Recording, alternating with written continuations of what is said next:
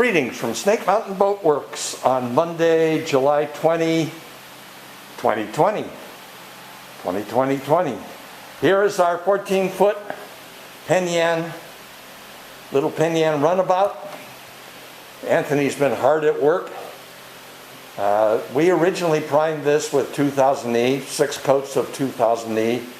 The last coat, it's pretty clear, was gray. Anthony has filled all of the offending broken seams, opened them up. The material we chose for this application is TotalBoat Thixo flexible epoxy. That should keep these seams closed.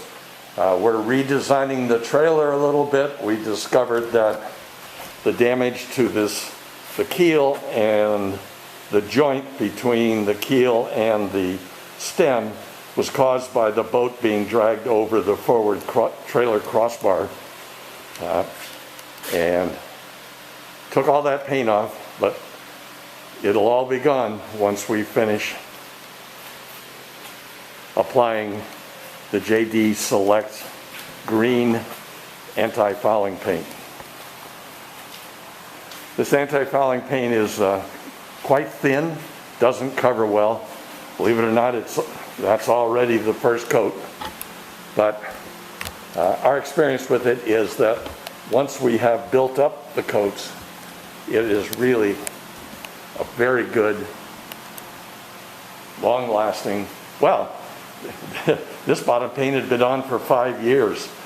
We usually recommend applying, particularly with this paint, 2 refresher coats every other year. In other words, essentially every third season. And this had nothing since 2015. And the paint was really in great shape.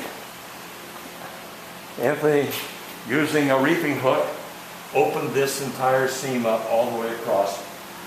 I filled it with Thixo flexible epoxy, a TotalBoat product from Jamestown's distributors.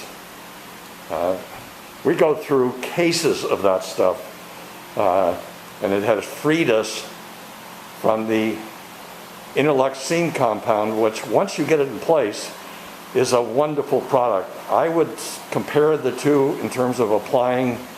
It takes 5 to 6 times as long to apply the interlock seam compound as it does the Thixo Flex.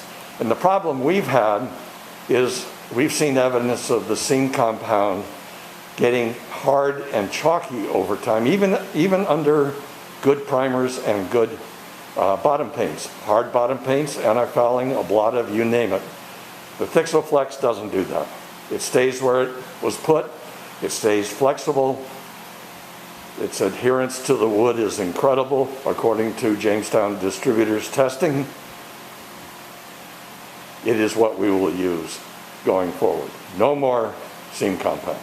So, there's our update on July 20, 2020 on the 14-foot Penn Runabout.